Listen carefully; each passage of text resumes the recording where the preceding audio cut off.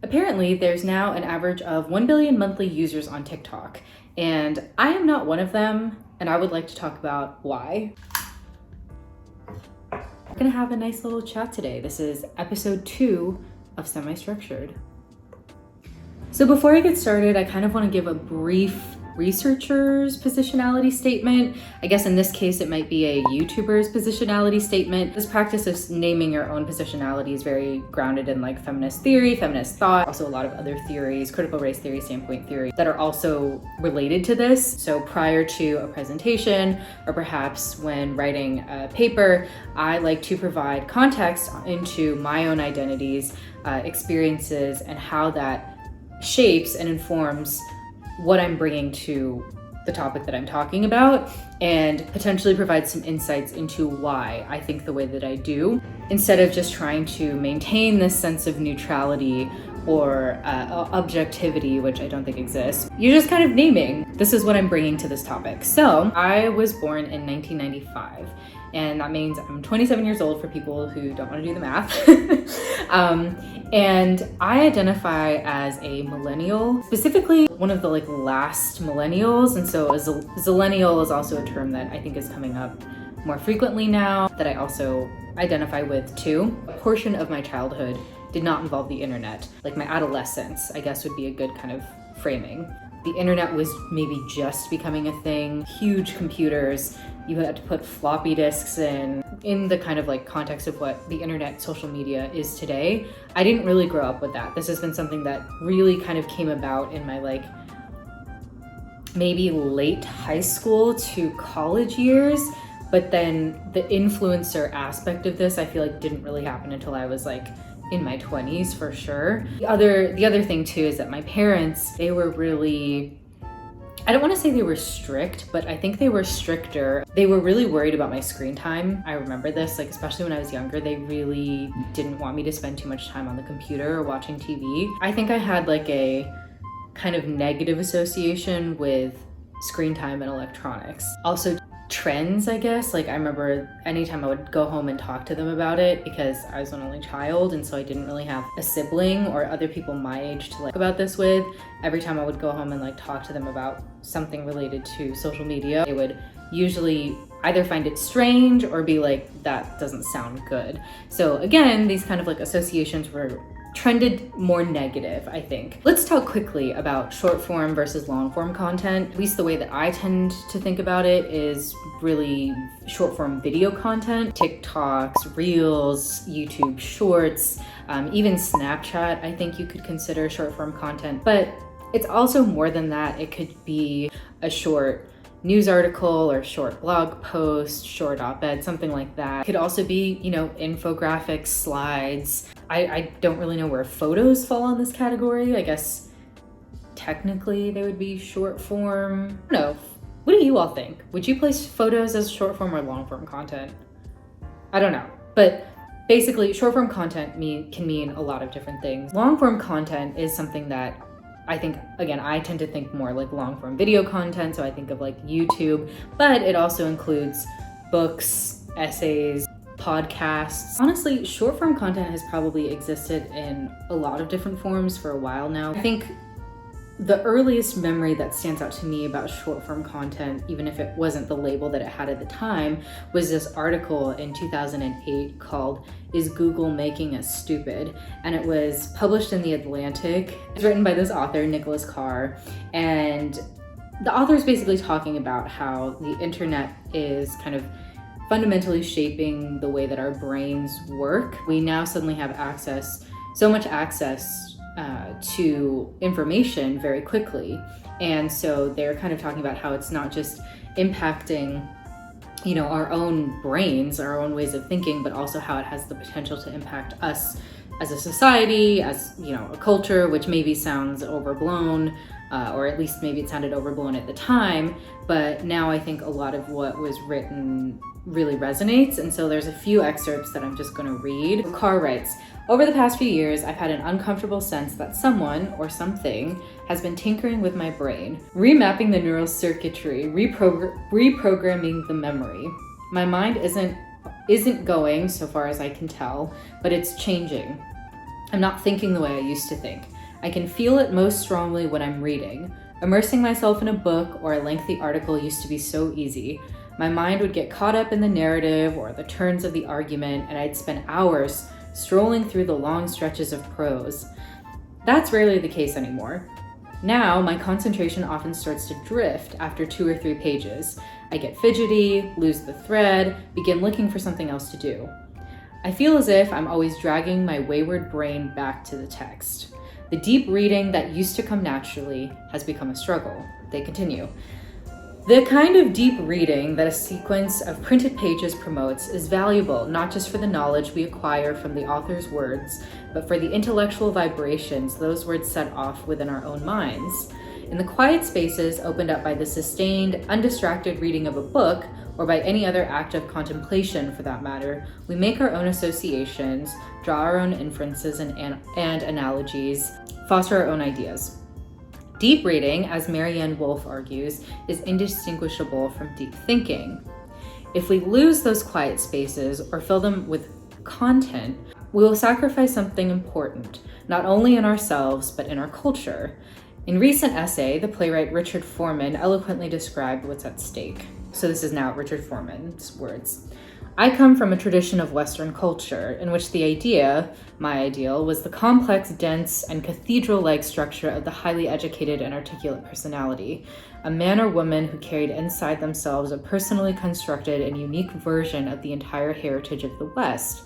But now I see within us, myself included, the replacement of complex inner density with a new idea of self, evolving under the pressure of information overload and the technology of the instantly available. As we are drained for our inner repertory of dense cultural inheritance, Foreman concluded, we risk turning into pancake people, spread wide and thin as we connect with that vast network of information accessed by the mere touch of a button. I use this example because prior to, I feel like, reading this article, the internet was mostly something that was exciting. It was like, wow, look at this new technology, we're advancing, everyone has access, well, not everybody, but people have access to information and can be connected in a way they couldn't before. This is amazing. And I feel like this article is the first one that I remember reading as like a child at the time, or young adult, I don't know, 2008, I would have been in 8th grade when I read this. Did I read it in 8th grade? But anyway, this was kind of the first time I remember hearing a more like a critical take on the internet and the potential implications and ramifications of the internet. So after, fast forward 4 years, so we're going now in 2012, enter Vine. So Vine was kind of like an older short form platform where basically you created 6-second looping videos. Oftentimes they were pretty comedic. I remember thinking it was really creative how people could really fit a lot into 6 seconds. I feel like it was super popular, but I never had Vine and I don't really remember why. But there are Vines that do really stand out to me, mainly the Do It For The Vine video. Do it for the Vine. I ain't gonna do it. Do it for the Vine. I ain't gonna do it. Do it for the Vine. Go do it. Do it for the Vine. And then also the Terrio at Popeyes video. A lot of influencers we do today, like the Paul brothers, Lauren Giraldo. Apparently Shawn Mendes, when I was researching this video, apparently Shawn Mendes got his start on Vine. I don't know.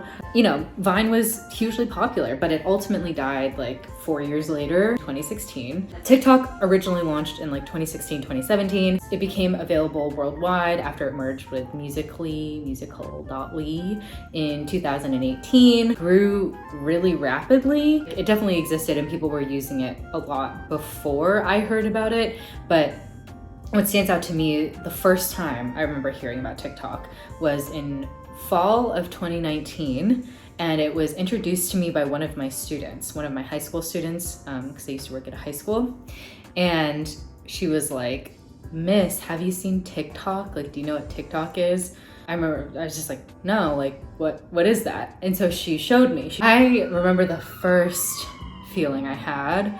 I am old because when I saw it, I didn't feel any strong desire to immediately download it or be on it. And to me, that's kind of a very old people thing to do, to be like, what are the kids up to these days? That's wild. In my day, Instagram, I feel like that was my kind of reaction. Like I was like, oh, okay, like I was kind of like, cool, like if you enjoy using it, that's great, but I didn't really see it as a place that I too would be on, if that makes any sense. Then in March of 2020, as probably everybody remembers, we were inside for a little bit.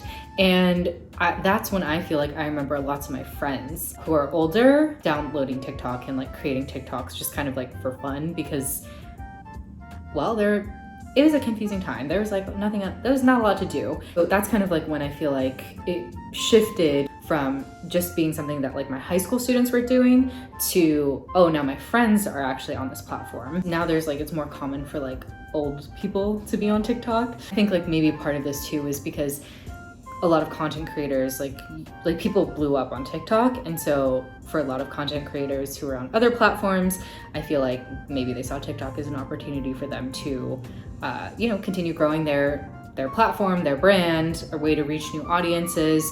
So I feel like because a lot of like other content creators who were maybe older also like started going on TikTok, then inevitably like probably their audience follows them. So I feel like there was definitely a shift. With the rise of TikTok, there's been kind of a lot of controversy that accompanies it. There's plenty of articles now about like the psychological effects of social media in general, but specifically TikTok and its very addictive algorithm. Also controversies over like inappropriate content, misinformation, and the lack of kind of filtering or fact checking of misinformation, which again is not exclusive to TikTok. This has been a problem on Facebook. This has been a problem on Instagram. But then also issues of like censorship and moderation, and then also user privacy is a big deal. And then all the other issues of racial capitalism that exist in our everyday life and on other platforms that are also replicated on TikTok. Now I want to talk kind of a little bit about why there's so much hate for TikTok, I guess.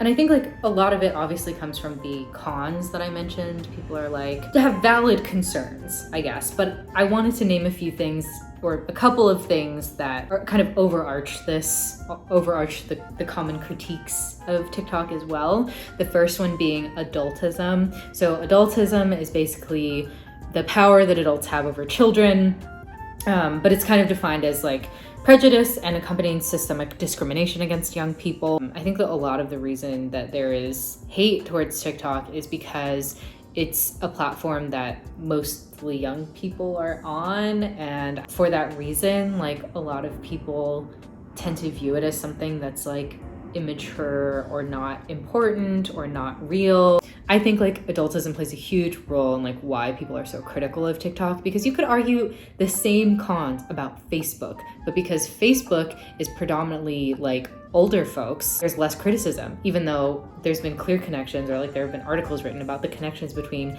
misinformation on Facebook and election outcomes. But for some reason, we don't think that's as big of a problem as TikTok. Also, inevitably, right, the people who are writing these articles are adults, so they probably will have more of that mentality.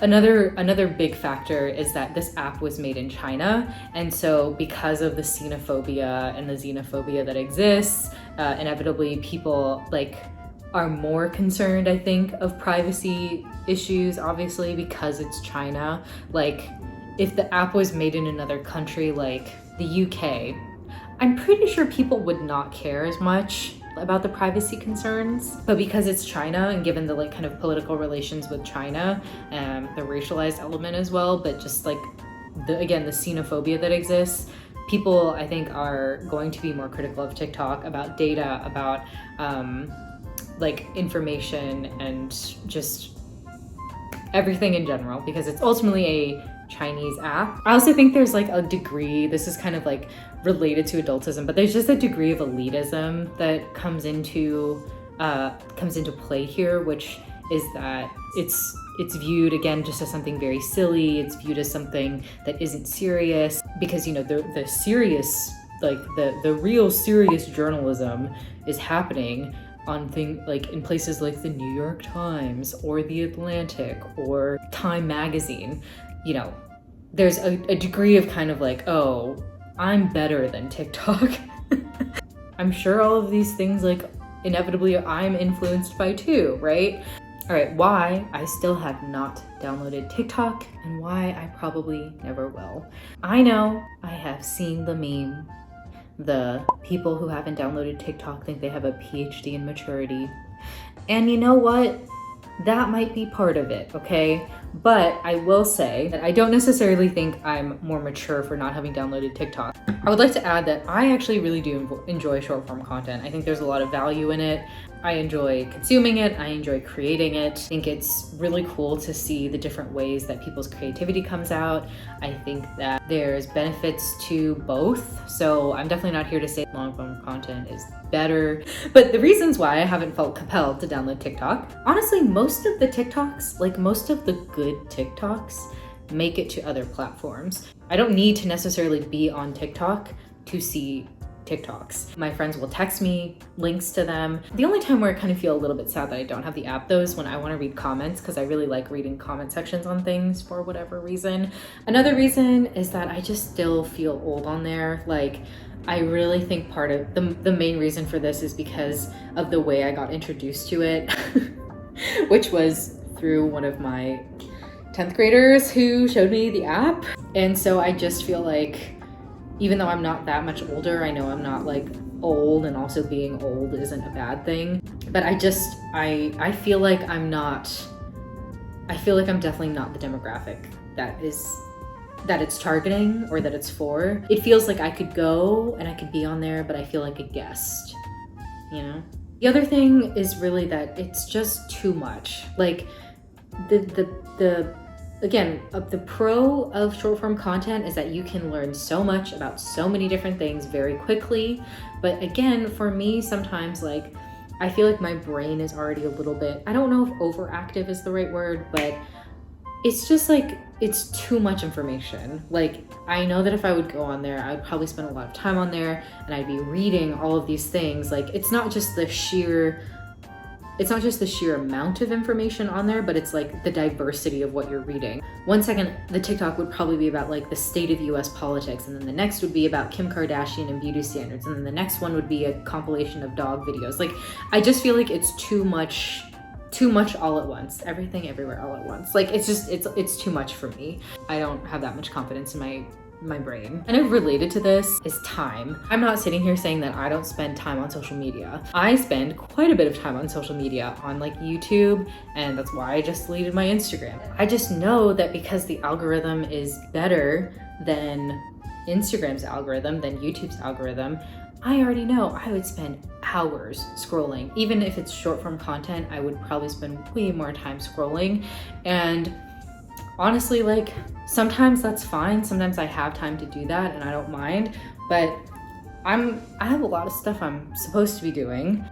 Figuring out my dissertation proposal is one of them, but I also have to work. I have to like take care of myself and do other things. And honestly, it's so annoying, but it takes a lot of time and energy to do that. And I know that for that reason, if I was spending time on TikTok, I just wouldn't have as much capacity to do that. If you have found a way to have a really good relationship, a healthy relationship and boundaries with TikTok, then please tell me what you did, because I feel like I would not be able to do that. So again, I'm not saying like everyone needs to just up and delete their TikTok, but for me, I know myself, I think I would spend too much time on it. And this relates to all social media apps in general, but I find, especially on Instagram lately, like I just kind of log on, and outside of feeling overwhelmed, I tend to start feeling bad about myself, I guess. Like, the comparison is really challenging.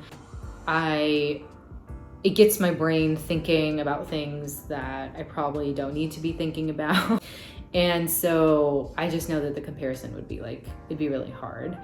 Ultimately, my evaluation is that the drawbacks outweigh the potential benefits. Okay, so finally, just some concluding thoughts, questions for reflection and engagement that I would like to ask you all. I really do think that short form content is here to stay. I don't think that it's going to be a question of like only one can exist. I think both will continue to exist, and I think it will be, you know, just as the algorithms kind of get more refined, people will figure out how to combine short form and long form content more effectively. YouTube is already starting to do this, I think. I still ultimately have doubts over how community can be built on short form content platforms. It could be possible. I still have my reservations though, because I feel like ultimately the biggest community for me that I feel is on YouTube. And this kind of like reminds me of the TikToker who talked about how they had like millions of followers on TikTok, but then had a meet and greet and like no one showed up. And I know there might be reasons why no one showed up. I think some people were like,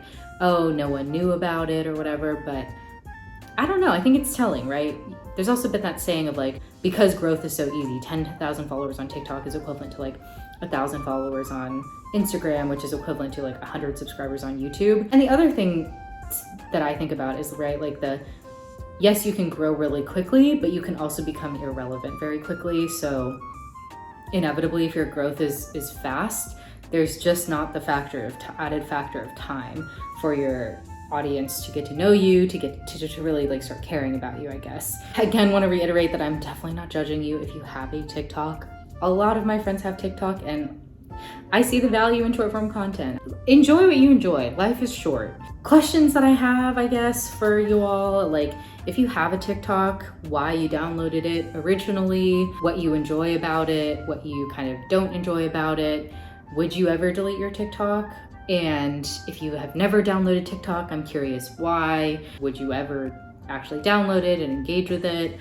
I also just wonder what you all think about community building opportunities on short form content.